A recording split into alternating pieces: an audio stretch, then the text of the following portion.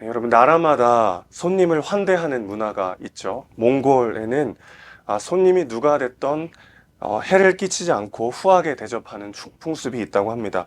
손님을 대우하기 싫으면 뭐 애초부터 내쫓으면 되는데 일단 받아주면 나갈 때까지 안전을 보장해 줄 의무가 있었다고 해요.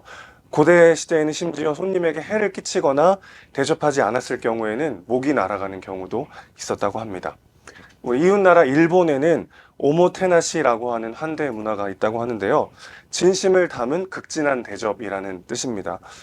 손님의 기대 수준을 넘어서는 세심한 배려를 하는 것이라고 하는데 말하지 않아도 손님의 취향이라든지 필요를 먼저 파악해서 이렇게 서비스 해주는 거, 그거를 말한다고 합니다. 또 우즈베키스탄에는 또 아주 특이한 기풍이 있는데 이 동쪽과 서쪽 그리고 중앙 지역마다 조금씩 다르다고 해요. 동쪽에는 페르가나풍이라는 게 있고 서쪽에는 호라즘풍이라는 게 있는데 이 호라즘풍은 식사를 권할 때 손님이 한 번 사양하면 더 이상 권하지 않고 진짜 식사를 주지 않는다고 해요. 그러니까 먹기 싫은데 자꾸 권하면은 대답하는 게 이제 싫을 수 있으니까 한 번 권했는데 싫다 그러면 그냥 간다고 합니다. 근데 반대로 동쪽에 있는 이 페르가나풍을 따른 사람들은 손님 많이 먹었는데도 사양해도 최대한 더 이렇게 먹고 마시게 하는 게 손님을 대접하는 거다 이렇게 생각한다고 해요. 우리나라 충청도랑 약간 비슷합니다. 여러분 충청도에서는 그 한 3번은 물어봐야 돼요. 한 번 이거 먹을래 했는데 아니요 알겠어 하고 가면은 되게 매정한 사람 취급받습니다. 최소한 3번을 물어봐야 되거든요. 그러니까 뭐 각 문화마다 손님을 환대하는 문화들이 다 있기 마련이고 조금씩 다른데 아브라함이 몸담고 있었던 고대 근동의 유목민들에게도 손님 환대 문화가 있었습니다. 그들은 손님에게 극진한 환대를 베푸는 게 자신의 위신과 명예를 높인다고 생각을 했습니다. 그도 그럴 것이 이 사막이라는 척박한 환경 속에서는 누구나 길을 잃고 위험에 빠질 수가 있잖아요. 그래서 유목민들은 이 길 잃은 사람들을 환대해 주어서 자신에게도 닥칠지 모르는 재앙을 서로 간에 미리 예방하는 문화가 있었던 것이죠. 자, 이런 고대 근동의 유목민들의 환대 문화를 감안하더라도 오늘 아브라함은 자기를 찾아온 세 사람을 다소 과하게 환대하고 있는 모습을 보게 됩니다. 1절 말씀 다시 한번 보실까요? 여호와께서 마물의 상술이 들에 있는 곳에서 아브라함에게 나타나시니라. 날이 뜨거울 때 그가 장막문에 앉아 있다가 한참 날이 뜨겁고 그래서 나무 그늘 아래서 이렇게 노곤하게 낮잠을 자고 있었던 이렇게 쉬고 있었던 아브라함에게 멀리서 세 사람이 다가옵니다. 그러자 2절 보시면 그가 달려나가서 땅에 엎드려 절을 합니다. 여러분 이때 아브라함은 어떤 사람이죠? 이미 부자가 됐고 한 가문의 족장이 되었어요. 그런 사람이 막 달려나가가지고 엎드려 절을 합니다. 게다가 잔치를 막 베푸는데 먹을거리를 만드는데 엄청나게 많은 양의 먹을거리들을 만들려고 이야기를 해요. 자, 고운 가루 세스아를 가져다가 6절 보시면 반죽해서 떡을 만들려고 이야기를 합니다. 고운 가루 세스아가 약 22리터 정도 됩니다. 여러분 그 밀 전병 아시죠? 요거를 한 400개 정도 만들 수 있는 양이에요. 거기다가 엉긴 전, 뭐 버터 같은 거죠. 그거와 우유를 다 대접하고 송아지 한 마리를 다 잡습니다. 3명이 먹기에는 너무 많은 양이죠. 30명, 뭐 한 300명 먹어도 되는 양을 지금 준비하라고 말하고 있는 거예요. 그것도 자기가 직접 좋은 송아지를 골라다가 종들이 수백 명인데 자기가 직접 가가지고 종을 골라서 잡아다가 하인들에게도 주고 사라에게도 직접 시킵니다. 음식을 하라고 직접 진두지 하라고 이야기를 하죠. 자, 지금 아브라함의 모습이 굉장히 좀 흥분해가지고 단순하게 나그네를 환대하는 것 이상으로 굉장히 과하게 맞이하고 있는 거죠. 사실은 자기에게 누가 오신 것인지를 지금 알고 있는 거죠. 1절에서 우리가 읽었듯이 여호와께서 천사 둘과 함께 아브라함에게 오십니다. 우리 지난 시간을 통해서 이런 존재의 존재가 누군지를 우리는 말씀을 나눴었어요. 그렇죠? 구약에서도 성자 하나님께서 종종 활동하셨습니다. 이 땅에 내려오셔서 하나님의 사자로 여호와 자신으로 사람들에게 말씀을 전할 때가 있었는데 오늘 또 아브라함에게 그 모습으로 나타나신 거죠. 그때 아브라함은 주저하지 않습니다. 그 전에 나타나셨을 때 그가 엎드리긴 했지만 그가 누군지를 알지 못했던 모습이었어요. 그런데 지금은 그가 누구인지 단번에 알아채고 하나님에게 합당한 엄청난 환대와 대접을 하고 있는 것이죠. 여러분, 아브라함은 점점 더 하나님에 대해서 아는 것이 아니라 하나님을 알기 시작했습니다. 하나님에 대해서 아는 것과 하나님을 아는 것은 여러분 차이가 있어요. 하나님에 대한 지식을 쌓아가는 게 아니라 개인적이고 인격적인 관계를 통해 아는 것을 우리는 하나님을 아는 것이다라고 볼 수 있겠습니다. 여러분, 대통령이 누군지 다 아시죠? 문제는 그분이 여러분을 모른다는 거예요. 그렇죠? 우리가 누군가에 대해서 아는 것과 그를 아는 것은 차이가 있습니다. 아브라함은 지금 여전히 상속자가 없어요. 하나님은 이스마엘이 아니고 다른 상속자를 줄 거라고 약속하셨지만 여전히 상속자가 없는 상태입니다. 문제는 아직 해결되지 않았어요. 수십 년간 가지고 있었던 아브라함의 가장 중요했던 문제는 여전히 해결되지 않았지만 그러나 그는 하나님을 알아가기 시작했습니다. 그리고 이게 그의 삶을 변화시키기 시작했어요. 여러분, 우리는 문제가 언제 해결될지를 알기를 더 원합니다. 그런데 하나님은 우리가 하나님을 알기를 원하십니다. 그리고 그것이 우리의 삶을 근본적으로 변화시키고 어떤 상황에서도 하나님을 붙잡고 주어진 삶을 살아내게 하는 것이죠. 그렇기 때문에 정말 하나님께서 우리 삶을 통해서 원하시는 건 뭐냐면 그분을 의지하는 것이고 그분을 알아가는 것이라는 것입니다. 여러분, 누군가와 개인적이고 인격적인 관계를 맺게 되면 그 사람과 영향을 주고받을 수밖에 없잖아요. 그 사람을 닮아가게 돼 있습니다. 그 사람이 좋은 사람이고 그 사람을 내가 더 좋아하면 더 그렇죠. 자녀가 부모를 닮는 건 자연스러운 일이에요. 표정, 말투, 습관, 자주 쓰는 언어까지. 그래서 이렇게 교회에 이렇게 다닐 때 아이들을 보면은 네 집 자녀인지 말하지 않아도 금방 알 때가 있죠. 그렇죠? 저희 집 애들이 누군지 금방 다 아시는 것처럼요. 사실 그 사람을 사랑하고 그 사람을 알수록 그 사람을 닮아갑니다.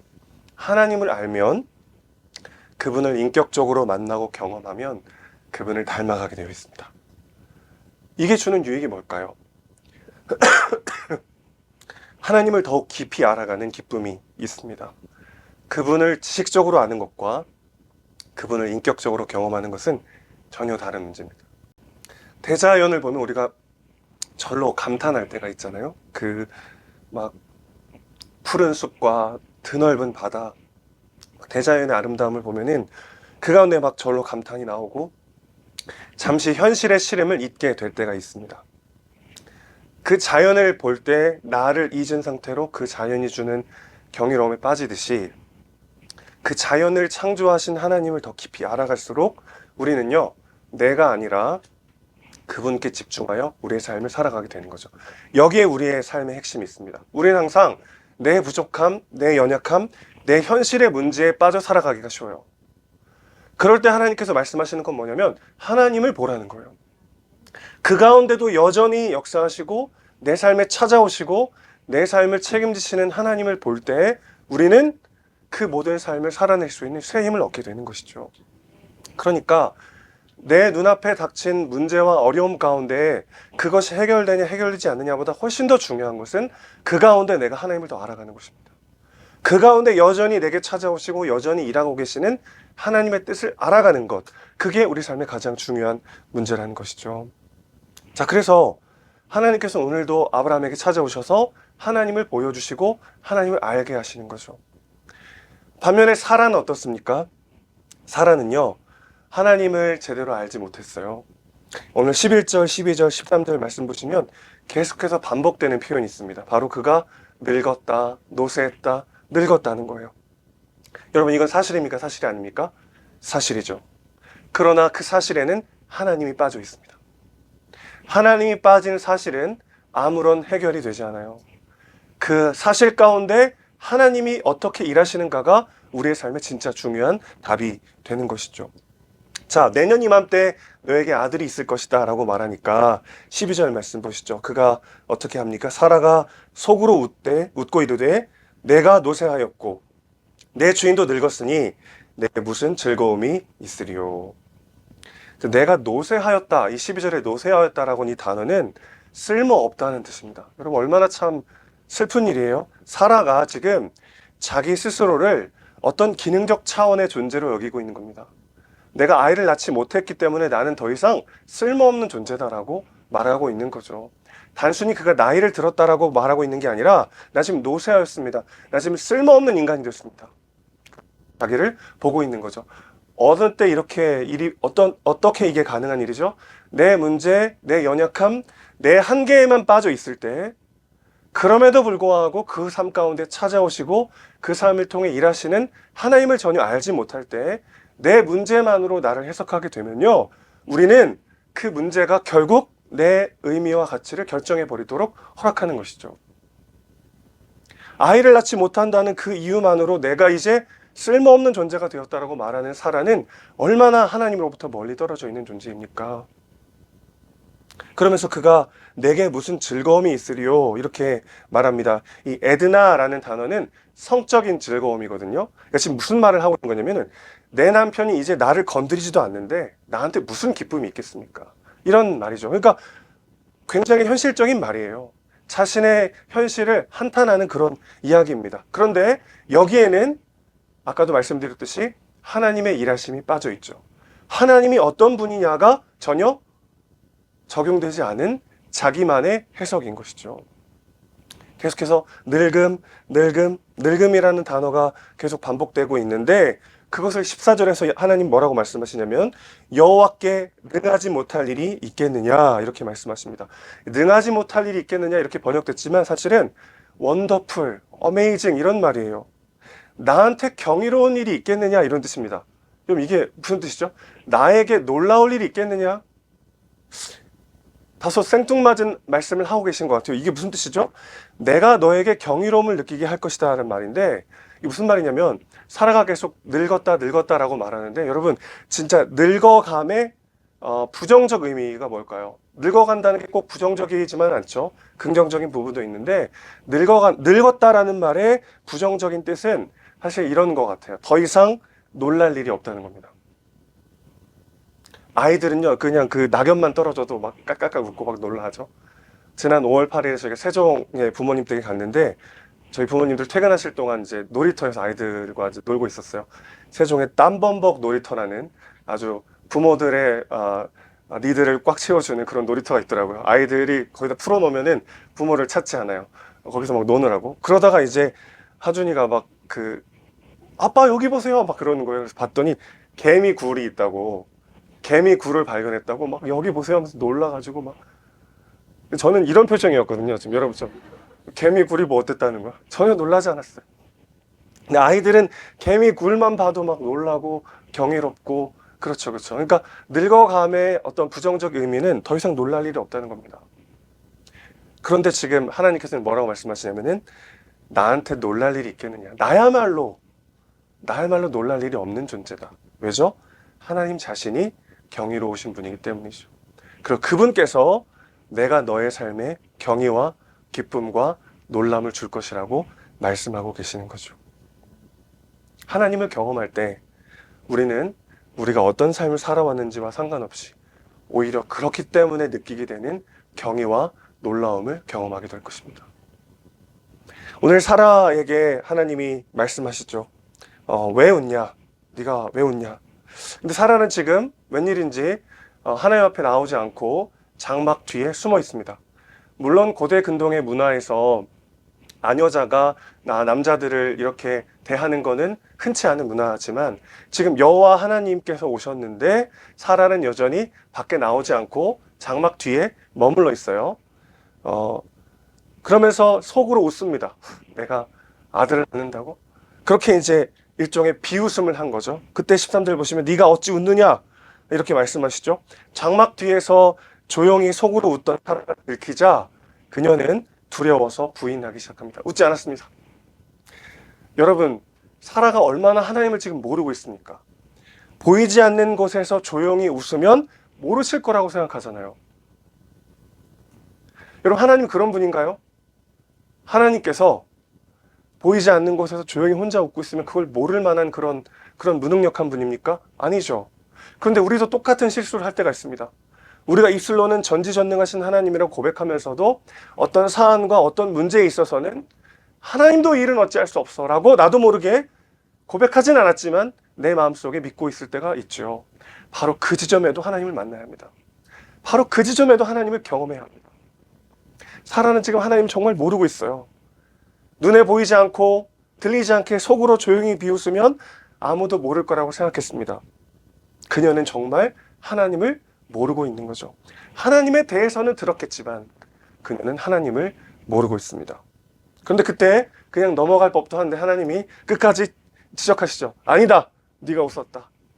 하나님께서 뒤끝이 있어가지고 지금 이렇게 말씀하셨을까요? 두려워서 말문이 막힌 사라에게 끝까지 아니야, 네가 웃었다라고 말합니다. 이 차크라는 단어가 쓰였는데 중의적 표현이요. 웃다라는 뜻도 있고 터지다라는 뜻도 있습니다. 지금 사라가 어떤 상황인지 설명해 드릴게요. 하나님이 오셨음에도 불구하고 장막 뒤에 숨었습니다. 왜냐하면 여성이 하혈을 하게 되는 경우에는 다른 사람들과 관계를 하지 않기 때문이죠. 사람을 만나지 않기 때문이요.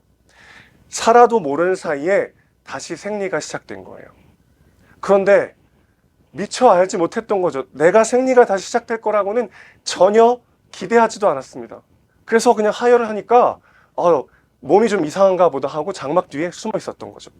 그런데 하나님께서 네가 내년에 아들을 낳을 거라 하는데 막 비웃었잖아요. 그때 하나님이 네가 웃었다라고 말씀하시는 건 어떤 뜻이죠? 너도 알고 있잖아. 너도 지금 네 몸에 무슨 변화가 일어나고 있는지 너도 알고 있잖아 라고 말씀하시는 거죠. 그녀가 장막에서 나오지 않았던 이유는 이미 그녀의 몸이 달라지기 시작했기 때문이죠. 다시 생리가 시작된 거예요. 그는 두려움과 놀라움에 할 말을 잃어버리고 맙니다. 진짜 하나님을 경험하게 된 거죠. 여러분, 우리가 어떤 삶을 살았든지와 상관없이요, 하나님을 만날 때 우리의 삶이 지루할 수가 없습니다. 하나님께서 일하시는 그 지점을 우리가 경험할 때 우리 삶의 경이와 놀라움이 다시 터져 나오게 되는 거죠. 생리가 끊어진 불임의 여인에게 아들을 주신 이 이야기가 여러분 믿어지십니까? 이 얘기가 믿어진다면 우리 삶에 해결되지 않을 문제가 없죠. 우리 삶에 하나님께 의지하고 하나님께 맡기고 기도하며 기다리면 되는 그 모든 문제들 뿐인 것이죠. 그런데 오늘 사라에게 오셔서 네가 내년에 아들을 낳을 거라고 말씀하셨던 그 성자 하나님께서는 불임의 여인을 통해 아들을 낳는 것보다 훨씬 더 경이로운 일을 하십니다. 2000년 후에 그분은 남자를 알지 못하는 동정녀의 몸을 통해 이 땅에 오시죠. 그리고 우리 모두가 하나님께 의인이라고 인정받기에 충분할 만큼 완벽한 순종의 삶을 사십니다. 그리고 우리 모두가 영원한 생명을 받아 누릴 수 있도록 단 한 번의 희생 제사를 통해 우리의 모든 죄의 삭을 다 삭제해 버리시죠. 실로 너무나도 경이롭고 놀라운 일을 우리를 위해 행하셨습니다. 얼마나 놀랍고 경이로운 일입니까? 뿐만 아니라 오늘 우리에게 그분은 놀라움과 경이를, 웃음과 기쁨을 선물해 주시는 분인 줄로 믿습니다. 그분을 다시 만날 때마다 여러분은 웃게 될 것입니다. 그 문제가 해결되어야만 웃는 게 아니고요, 오늘도 다시 한번 내 안에 오신 그리스도를 새롭게 경험할 때 여러분은 웃게 될 것입니다. 그렇게 여러분은 주님을 만날 때 경이로움과 기쁨에 빠져 그분을 찬양하며 웃게 될 것입니다. 사실 우리에게도 여전히 웃을 수 없는 이유들이 차고 넘치죠. 그러나 우리 주님께서 우리에게 다시 웃음과 기쁨, 경의와 감격을 회복시키실 것입니다. 왜 그렇습니까? 그분께서 우리에게 웃음과 기쁨의 삶을 주시기 위해서 그분은 웃지 못하셨기 때문입니다. 여러분, 복음서를 다 뒤져보십시오. 사복음서를 다 봐도 그분께서 웃으셨다는 구절이 없습니다. 항상 기뻐하라고 하셨지만 우리 주님께서 웃으신 장면은 한 군데도 없어요. 그분의 스토리는 온통 눈물의 연속이었습니다. 탄생 때부터 죽음의 위협과 슬픔 속에서 시작하셨어요. 죽은 나사로를 보며 그분은 우셨습니다. 예루살렘을 보시며 탄식하며 우셨습니다. 겟세마네 동산에서 땀이 피가 되도록 우셨습니다. 그분이 우리를 위해 우심으로 우리에게 웃음과 기쁨을 선물하셨습니다. 그래서 그분에 대해 아는 것이 아니라 그분을 알아갈 때, 다시 한번 그분을 경험할 때 우리의 삶 가운데 경이로우신 주님께서 기쁨과 웃음을 회복시켜 주실 줄로 믿습니다. 문제를 보고 나 자신의 연약함을 보고 나는 쓸모없는 존재라고 해석하며 비참하게 살아가는 것이 아니라 그 가운데 찾아오셔서 또 내 삶 가운데 경외와 놀라움과 웃음과 기쁨을 회복시키시는 그리스도를 알아가고 그리스도를 경험하고 그분과 함께 주어진 삶을 살아내는 저와 여러분 되시기를 주님의 이름으로 축원합니다.